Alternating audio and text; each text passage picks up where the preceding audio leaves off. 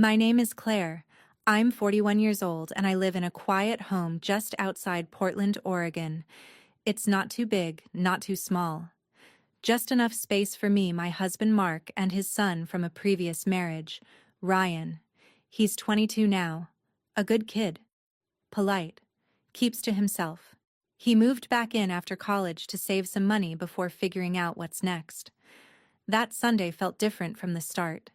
The sky was a soft gray, the kind that makes you want to stay in pajamas and listen to the rain tap on the windows. Mark had left early for a last-minute fishing trip with his college buddies, one of those spontaneous things he does to stay connected to a past that no longer fits him. I didn't mind. The house was still. I had it to myself mostly. I spent the morning tidying up, folding laundry, watering the ferns, organizing the drawer that somehow always fills with spare keys and batteries that don't work. It felt good. Like I was making space for something I couldn't name. Ryan stayed up in his room most of the day. His music floated down in soft waves, more rhythm than melody. I liked that about him. He was quiet without being distant. Respectful without being cold. There was a calmness between us, an unspoken ease, like we both understood how to occupy the same space without pressing into it too hard. By mid-afternoon, I was leaning against the kitchen sink, sipping iced tea and watching the drizzle slide down the window. I felt restless. I couldn't sit still. The stillness of the house made my thoughts louder, and eventually I told myself I'd go check on Ryan. Just a quick hello. Maybe offer him a sandwich or ask if he wanted coffee. I walked upstairs slowly, the old wood creaking beneath my socks. His door was slightly ajar, just enough that the music slipped out and mixed with the faint hum of the fridge downstairs. I paused outside, raised my hand to knock. Then I heard a shift. A sound. Barely audible. Like someone adjusting quickly, surprised. I hesitated. I could have walked away. I probably should have. But something made me lean in. Curiosity concerned Ryan. I called softly. No answer. I leaned a little closer. Through the narrow gap I saw him sitting on the edge of his bed, his back hunched slightly, head tilted down. He didn't see me. His hands moved with focus, like he was in the middle of something he hadn't expected anyone to interrupt. His face. He looked so focused. So exposed. Not in any dramatic way. Just real. It hit me then how little I truly knew him. The quiet boy who lived upstairs. The boy I passed in hallways and chatted with over dinner. But there, in that small flickering moment, he seemed like someone else entirely. Someone heavier, more complex, and fragile. I should have turned around. Closed the door. Pretended I'd never seen anything. But I didn't. For just a second longer I stayed. Watching. Not out of anything shameful. It wasn't that. It was something else. Something I still can't explain. And that's when it happened. He looked up. Our eyes met. And everything stilled. His mouth parted slightly, his eyes wide with the kind of shock you can't fake. Then just as quickly he reached for the blanket beside him and pulled it over his lap, his cheeks flushing deep red. "I didn't know you were there?" He stammered, his voice barely audible. I stepped back instantly, heat rushing up my neck. "I'm sorry, I didn't mean to." He shook his head gently. "It's okay," he said quickly though. His voice trembled. "Just give me a sec." I nodded, stunned, and turned back toward the stairs. But my feet didn't move. I stood there, gripping the handrail, my heart pounding in my chest, unsure what had just happened or what it meant. And deep down, I had a strange, heavy feeling. That moment, fleeting, awkward, silent, had just changed everything. I stood frozen at the top of the staircase, the light from the hallway barely brushing the edge of my arm. I could still hear Ryan's music playing faintly behind his door, though now it sounded farther away, like it belonged to a different room entirely, or a different version of the day that no longer existed. My hand was still on the railing, but I wasn't moving. I could have gone downstairs. back to the kitchen, back to my tea, the mail, the laundry. But something kept me there. That moment, his face, his voice, the look in his eyes when he saw me kept replaying in my mind like a scene I hadn't meant to watch but couldn't look away from. And the strangest part? It wasn't embarrassment that stayed with me. It was tenderness. A glimpse of someone stripped of every mask caught in the middle of a moment they thought was theirs alone. And instead of recoiling, some part of me leaned in softly, instinctively, as if I'd touched something true. The door creaked open behind me. I turned. Ryan stood there wrapped in a hoodie, now arms crossed, his face flushed but calm. He wasn't looking at me at first. Just somewhere over my shoulder, like he was still sorting through what had just happened. "I didn't think anyone was home," he said, his voice soft. "I guess I let my guard down." "I should have knocked," I said quickly. "It's my fault." He glanced at me then. Just briefly. His eyes looked darker than usual, like something was weighing on them. "It's not your fault," he said. "You didn't do anything wrong. I just wasn't expecting company."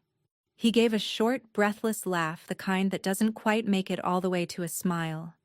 We stood there, neither of us sure how to steer the moment back to normal. "I'll leave you alone," I offered. Didn't mean to interrupt anything. But before I could step away, he lifted a hand slightly.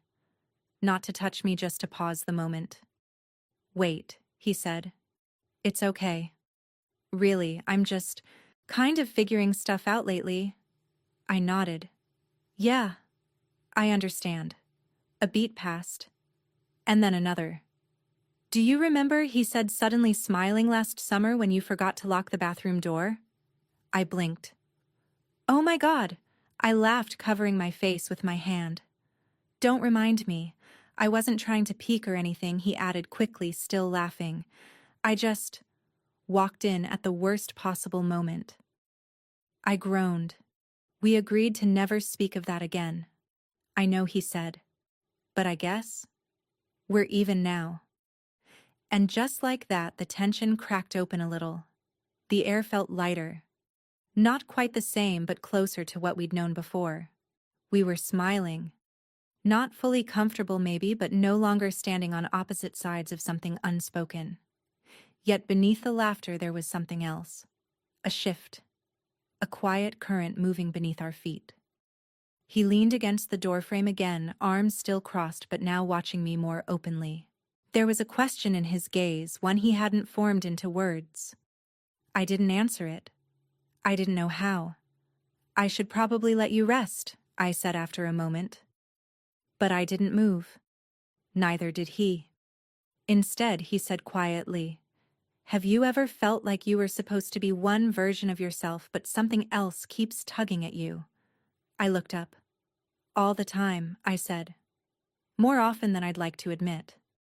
He nodded slowly, as if that answer held more weight than I realized. The hallway was quiet again. But something had shifted, and we both felt it. Later that night, the house fell back into quiet. The kind of quiet that presses against your skin, that makes the ticking of the kitchen clock feel louder than it should. I sat curled into the corner of the couch with a book in my hands, but the words blurred after a while. I kept reading the same paragraph over and over. My thoughts kept drifting back to the hallway, to Ryan, to his voice, the look on his face. That conversation shouldn't have stayed with me like it did. But it did. And the silence in the house only gave it more space to echo. Then I heard footsteps on the stairs. Soft. Hesitant. I looked up. Ryan appeared at the edge of the living room. He looked different. His hair was messy, his sweatshirt hung loose on his frame, and his expression held that mix of weariness and nervousness that always comes when someone has too much on their mind. "Hey," he said quietly.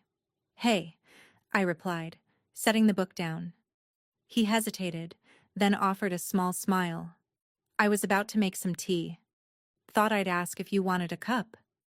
The simplicity of the question caught me off guard. "That actually sounds really nice," I said. He nodded, then turned toward the kitchen. And after a pause, I followed. The kitchen light was soft, almost golden. Ryan moved with slow precision, filling the kettle, pulling 2 mugs from the cabinet. There was a calmness in the way he handled things, but it felt like he was distracting himself too. Like something inside him was wound tight. "Do you want honey?" he asked. "Yeah, please." We stood there quiet, the only sounds coming from the soft clink of metal against porcelain and the bubbling kettle as it warmed. When the tea was ready, he slid a mug across the counter to me. I wrapped my hands around it, grateful for the warmth. Ryan leaned back against the opposite counter, his own mug close to his chest. The steam rose slowly between us. "I've been thinking," he said, finally breaking the silence. I looked up. "About what you said earlier, that I don't have to be anyone's version of me, just my own." I nodded slowly, unsure of where this was leading. I guess I've spent so much time trying to be good, or easy, or whatever people needed. I forgot to ask myself what I actually wanted. His voice was steady, but his eyes gave him away. I didn't rush to respond. Instead, I set my tea down gently and crossed my arms in front of me, watching him carefully. "It's okay to feel lost," I said. "You're still figuring things out." "We all are." He let out a soft breath. "But what if I'm afraid of the answer? What if I don't like who I am when I stop pretending?" The question hung there, suspended in the air between us, so raw, so vulnerable.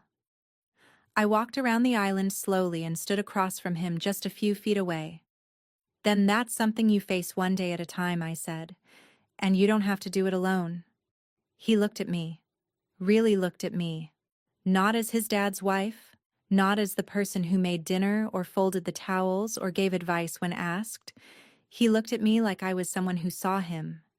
And for a split second, I felt seen too.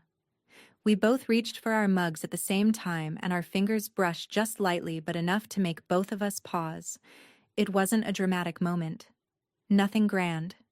Just quiet. Charged. His eyes met mine again.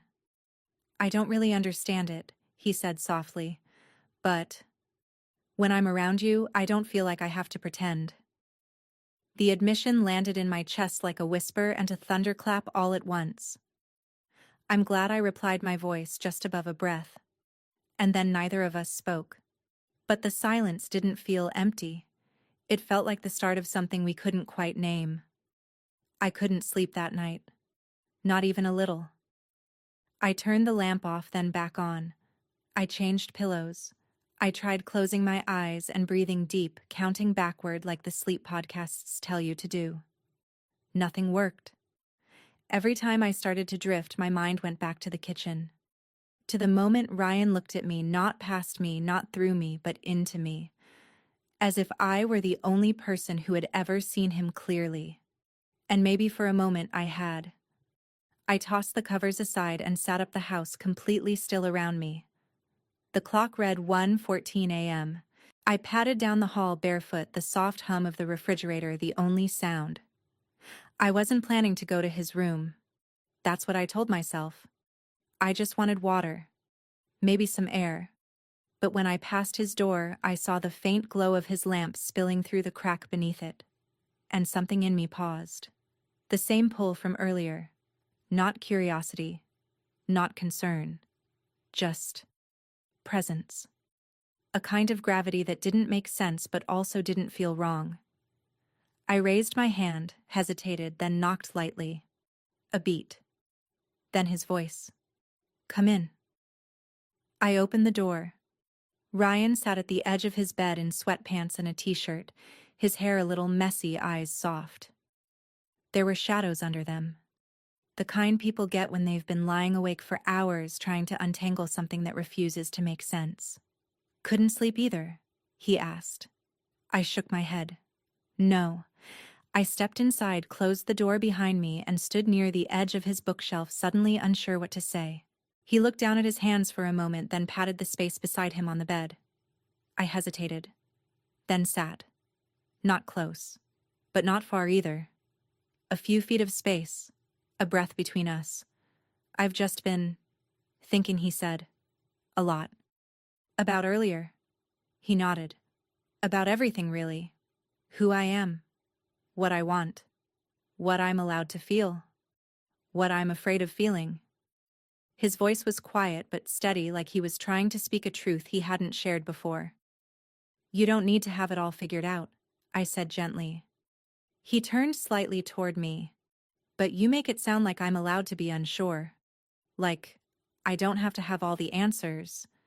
Because you are? I said. No one expects you to be perfect, Ryan. I don't think I ever believed that before. A long silence followed. Not awkward. Just full. Then he spoke again. There's this pressure I've always carried. To be a certain kind of son. A man, I guess. But it never felt real. It always felt like a costume I had to wear. I looked at him. I know that feeling, I said softly. Of not quite fitting into the version of yourself people think you should be. His eyes met mine again, searching. Do you ever feel like people only see a part of you? Like no one really gets the whole picture all the time, I said. Until recently. His expression shifted slightly, almost surprised. What changed? He asked. I didn't answer right away, because the answer was sitting 2 feet in front of me. Instead, I said, sometimes it takes being truly seen by someone else to see yourself differently. Ryan leaned back, resting his hands behind him on the mattress. His eyes drifted to the ceiling, then to me. I don't want to go back to how things were, he said. Before today. Before we talked. I nodded. Me neither. There it was again. That quiet shift. Not loud. Not messy. Just real. His hand brushed the edge of the blanket beside me close enough that I could feel the warmth of it. And for a moment I thought he might reach for mine. But he didn't. And I didn't move either. We just sat there. 2 people in a room that suddenly felt like the only one in the world. We sat there for what felt like forever. No words. Just the hum of the lamp, the rhythm of our breath, the quiet weight of things unsaid pressing in around us. Ryan shifted slightly beside me, his fingers now resting just inches from mine on the blanket. He wasn't looking at me, but I could feel it. The way his attention hovered, the way the air between us seemed to grow dense. I don't know what this is, he said, finally his voice low. Or what to call it. But I know it doesn't feel wrong. I didn't speak. Not right away. Because the truth was, I didn't know what to call it either. The bond, the pull, the comfort that came not from something romantic or forbidden, but from being seen and heard by someone in a way that no longer felt accidental. I think I said we're both just craving something honest. He turned to me then, slowly, his expression open but cautious, as if unsure whether to trust what he was feeling. And I understood that too well, because I was feeling it too. I don't want to mess this up, he said, a faint tremor in his voice. Whatever it is. You won't, I said softly. Not if we're careful. There was a stillness then heavier than before. A silence that didn't ask for space. It asked for presence. It asked us to stay in it even when we weren't sure what would come next. Ryan leaned forward slightly, resting his elbows on his knees. He let out a breath like he'd been holding it for days. When you walked into my room earlier, he started. I glanced at him. I thought I'd feel embarrassed. Or angry. But I didn't. I felt seen. For the first time in a while. I looked down at my hands. They were clenched in my lap as if holding something I couldn't let go of. Maybe that's why I didn't turn away, I said. Because something in me recognized it too. He nodded slowly. The way you do when something clicks, not loud or dramatic, but true. Then he shifted closer. Just a little. Not enough to crowd me. Just enough to be there. I don't know where this goes, he whispered. But I don't want to pretend it didn't happen. Neither did I. I turned toward him fully this time. And there it was again, that look in his eyes, the kind that makes your breath catch not from shock or fear, but because you know something is about to change. I care about you, I said. I always have. But it's different now. And I don't want to lie to myself about that. His hand reached up, then slow, deliberate, and brushed a strand of hair from my face. It was such a small gesture, and yet it felt like the entire room shifted around it. We were quiet, still. Then he leaned in. I didn't stop him. Not because I was swept up in something reckless, but because in that moment nothing felt forced. Nothing felt like a mistake. It felt like two people holding on to something real in a world that so often asks us to pretend. His lips touched mine barely. A question, not an answer.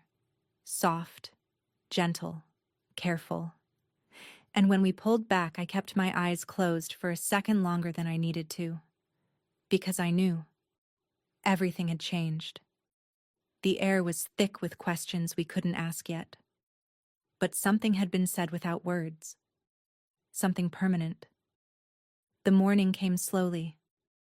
Outside, the sky was pale and muted, like the house itself wasn't ready to wake up. A faint breeze moved the curtains by the window, and the distant sound of birdsong filtered through the glass like a lullaby meant for someone else. I stood in the kitchen in the same robe I'd worn the night before, my hands wrapped around a mug of coffee I hadn't taken a single sip from. The warmth felt good, but my mind was elsewhere. Upstairs, Ryan's door was closed again. We hadn't spoken since the moment we pulled away from each other in his room. No long conversation, no questions, no plan. Just that quiet kiss, and a shared look that said more than either of us could have put into words. I didn't feel regret, but I did feel the weight of it, the truth of it. Like stepping into a room and realizing the furniture has been rearranged, everything still familiar, but nothing in the same place it used to be. Mark would be home by noon. He'd send a text soon, probably asking if I wanted anything on his way back. Milk, maybe. Or bagels. Something simple. Something that made life seem small and ordinary again. But I knew it wouldn't be. Not anymore. Because something had shifted between me and Ryan that couldn't be unshifted. And yet it hadn't become something terrible. It hadn't spiraled out of control. It had stayed. Still, gentle, real. I heard footsteps then, soft on the stairs. I didn't look right away. He moved with that same cautious calm he always carried, like someone still learning how much space he was allowed to take up in the world. He stepped into the kitchen, a little rumpled, hair-tousled eyes searching. He didn't say anything at first, just nodded toward the kettle and asked coffee. I smiled faintly. Already made.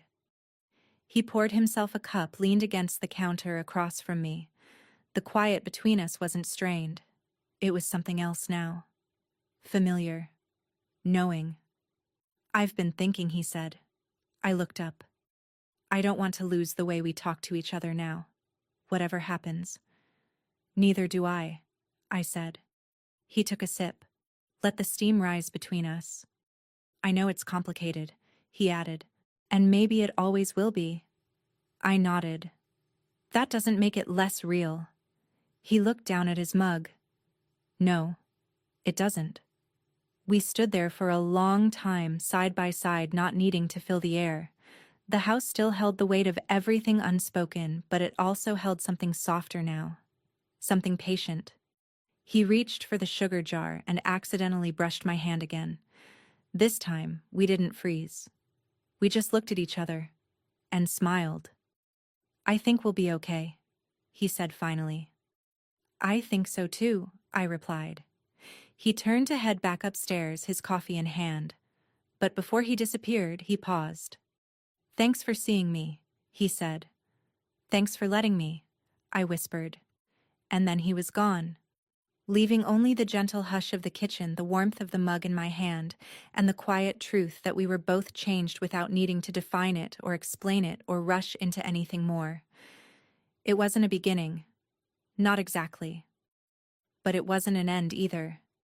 It was just the space in between, where something honest had taken root. And for now, that was enough.